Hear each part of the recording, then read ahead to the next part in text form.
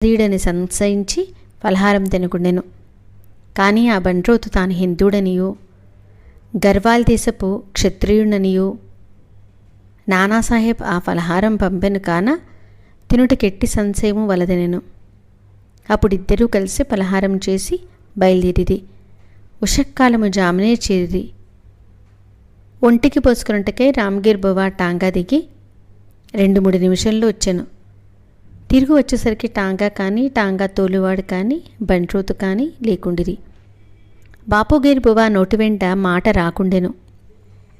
దగ్గరున్న కచేరీకి పోయి అడుగగా నానాసాహెబ్ ఇంటి వద్దనే ఉన్నట్టు తెలిసాను. అతడు నానాసాహెబ్ గారి ఇంటికి వెళ్ళి తాను షిరిడీ సాయిబాబా వద్ద నుంచి వచ్చినట్లు చెప్పాను.